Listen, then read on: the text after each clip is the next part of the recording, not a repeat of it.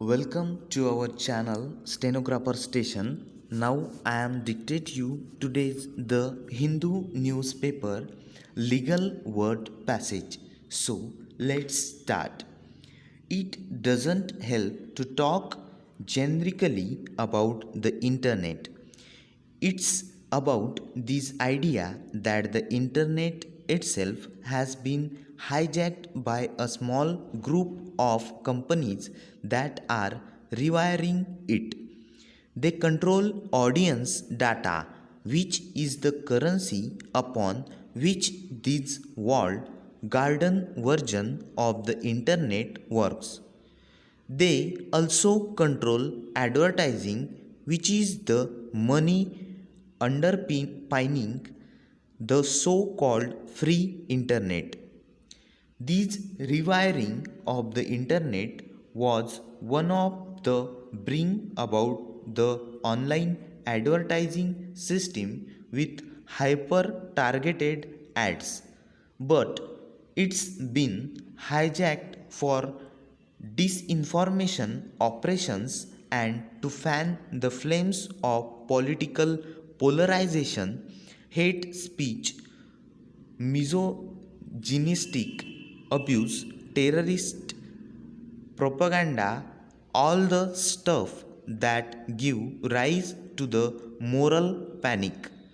I am very uneasy about private corporate actors having the power to deplatform the most powerful politician, the US president.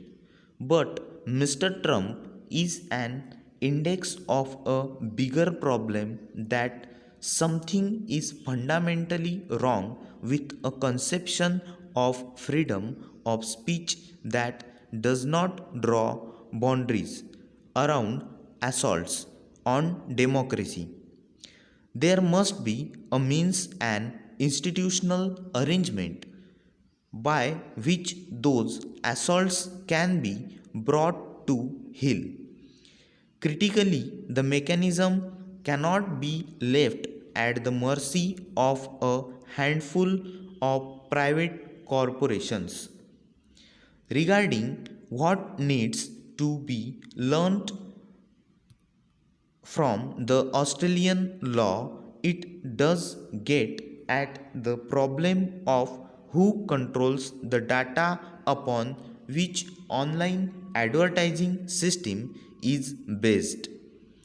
But instead of trying to rein in this kind of surveillance capital model of data harvesting, it basically gives it the government's blessing and tries to bring in the Australian media companies into a better spot at the table and give them a bigger share of the pie. So, when Canada, the US, and India look at Australia, my hope is they can cherry pick the good bits.